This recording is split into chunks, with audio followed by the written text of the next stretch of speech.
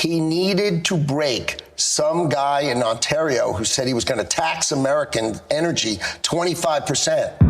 You think things would slow down, but they don't. Welcome back to Moose and Loose. My name's David. Today we got Mark Carney making some big cabinet moves here. Mark Miller getting fired. Stephen Guilbeault, he is out as finance minister. We got the Carney Liberals handing over tens of millions of dollars to an extreme group in the Middle East. Among some other stuff, let's jump into this. First up in this bombshell news coming from the Toronto Star, we've got Mark Carney here says new cabinet shuffle, environment minister is being removed. I wonder how that'll go down. And considering how they're talking about axing the carbon tax, remember when Stephen Guilbeault complained to Justin Trudeau when he gave a carve out to Atlantic Canada for home heating oil, and then Stephen Guilbeault said, if you do any more, I'm out of here, I'm quitting as minister. Wonder how that's going to pan out. Will Stephen Guilbeault stay on as a minister of something else if Mark Carney cuts the carbon tax? He's going to remove the immigration minister. So Mark Miller here says Mark Miller is out of cabinet entirely, and Melanie Joly will keep her position as foreign affairs post. Interesting moves there. He doesn't have that same loyalty to Mark Miller, Justin Trudeau's wedding party buddy. We've got a throwback clip here from Right Blend when he was questioning Mark Miller about immigration. This is back about 10 months ago. Minister Miller, thank you. Are you going to take accountability for the destructive immigration policies that you have, sir? I understand you don't like immigrants. Excuse me, sir, that's a false misrepresentation of me. I actually appreciate all Canadians, but I don't appreciate our infrastructure being overrun with reckless policies. So he will be taking accountability, finally. He's finally getting fired. A little bit of justice, a little bit of retribution here. It feels good. This guy is such an absolute loser, just like Justin Trudeau. But the fact he's getting fired is that much sweeter. So we got another update here. Declos, the vampire, Trudeau's vampire. He's also being excluded from Carney's cabinet. It says here, Stephen Guilbeault loses the environment. He'll have to give up his climate change portfolio. According to sources, he'll be given out of the responsibilities. He'll no longer face the fight against climate change. I thought it was interesting reply to the video I posted here on X. We got Jimmy posting this one here. Pierre Poilievre standing with steelworkers, literally standing with steelworkers, and Mark Carney dressing up his liberals to stand next to him. Just pathetic. Mark Carney is such a loser, just like Justin Trudeau. Next up, we got this one here, an NDP ad, as Jeff says here. This ad is actually pretty good. He says it has 1 million views on YouTube. Liberal leader Mark Carney has quite the resume. But let's take a closer look. He was vice chair at Brookfield when they evicted tenants and raised rents to boost corporate landlord profits. And he was caught lying about Brookfield's environmental record to make more money for investors. For Carney, making the rich richer is just another day at the office. That's a big red flag. Mark Carney, in it for billionaires, not for working people. That is a pretty good ad. Surprising that the NDP are actually running ads against Mark Carney and the Liberals for once. And just verifying that here, it does in fact have 1 million views. You can see here 1.1 million views 3 days ago. They are spending a ton of money pushing that out right now. NDP is spending money. The Liberals are spending a lot of money. I jumped in a buddy's truck yesterday, and within 10 seconds, there was a hit piece on Pierre Poilievre on the radio. They were spewing this absolute nonsense about him going to completely decimate the healthcare industry in Canada. I couldn't believe the absolute slanderous crap they're putting on the radio. Is this Jagmeet's way of asking Poilievre if he's interested in a coalition? Jagmeet's political career is done. So next up in this bombshell news here, we've got this one from Canada Proud. It says the Liberals have announced that they will be restoring diplomatic relations with Syria's new Al-Qaeda government, lifting economic sanctions and providing $84 million in aid from Canadian taxpayers. This is not a joke. Mark Carney Liberals are giving $84 million to new Al-Qaeda government. This is technically the Hayat Tahrir al-Sham, the HTS. This is the name of the group that overthrew al-Assad in Syria and are now controlling. This is an extremist group. They evolved from al-Qaeda. They're known for authoritarian rule, suppressing political dissent, strict social and religious policies. They enforce harsh Sharia law in areas that controls Islamic ideology. This group cracks down on protests and civilians demanding more moderate governance. They crack down on free speech and highly restrict anything that is broadcasted or published. And not only that, this group is designated a terror lord group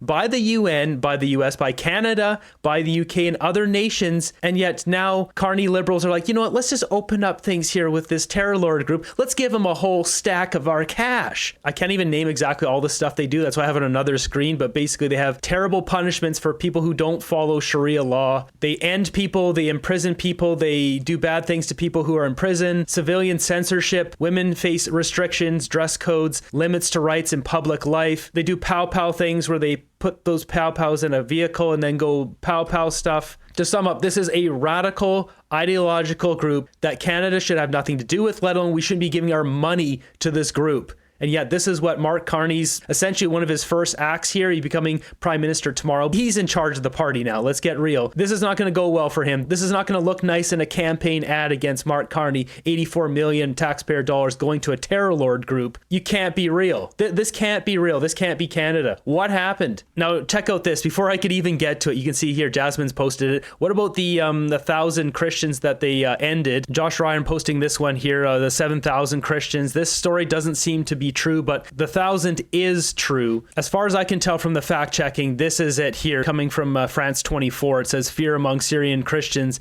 after bad times. Members of a Syria's small Christian community on the coast are living in fear after bad times. More than 1,000, mostly Alawite Christians, reportedly caught up in bad times. This article goes on to say a bunch of words I can't say, like that one, but these people are being targeted, and there's human rights reported at least 1,068 civilians. The vast majority of these people ended by security forces, allied groups. But yet the Carney Liberals decided, you know what, let's give them $84 million because they're wiping out people. This is just disgusting and despicable. This here coming from Omar, absolute filth. This guy should be ashamed of himself. Mark Carney as well. Mark Carney's essentially in control of the party now, even though he's taking over officially tomorrow. This is on him. And with that, we've got Justin Trudeau's final video here. This guy is just such an absolute buffoon. I am so proud of Canadians. I'm proud to have served a country full of people who stand up for what's right, rise to every occasion, and always have each other's backs. Oh, yeah. They have each other's backs. This guy's been the worst prime minister ever. Look at this. He's still wearing those stupid bracelets. When it matters most. This may be my last day here in this office, but I will always be boldly and unapologetically Canadian. Release the names. SDTC documents. You guys prorogue Parliament because you broke the law. Got this one from Melissa. It says, so the Soros Open Society Foundation has heavily funded the Chatham House, and coincidentally, Mark Carney was also president of the Chatham House. Holy smokes. So interesting here. Quite a few donations there. There's a lot of money. 300K, 540K, 1.2 million, 1.1 million. Mark Carney's got some ties in a lot of American organizations. A lot of our money getting funneled around like the Eurasia Group. Just more dirty ties. This guy's got more dirty ties than Justin Trudeau. Like it's without question. Carney's part of the Team Globalists, or WF. It appears they are intertwined, including Soros, Gates, Clintons, Bloomberg, Macron, Schwab, Larry Fink, BlackRock, and many more. Yeah, they do seem to be all intertwined. Got this one from Table Salt. It says breaking news. Here's a list of new counter-tariffs Canada has placed on the US as of midnight. It's a lot. So every tool, shovels, power tools, industrial shovels, water heaters, etc. Anything iron, rolled, pressed, anything steel, anything aluminum, smartphones, skis, golf, and other sports equipment. Howard Ludnick did complain about this in a video where about the sports equipment and putting tariffs on it. He was kind of laughing it off.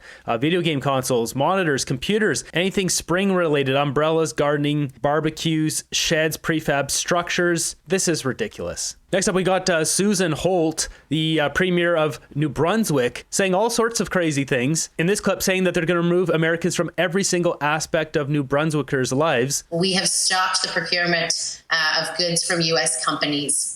We have looked at replacing service contracts to U.S. companies as well. We're actually going so far as to look at every single engagement with Americans. And there's a look right now at our fleet vehicles and whether we need to sell off the vehicles in our fleet that are from companies that are seeking to do New Brunswickers harm.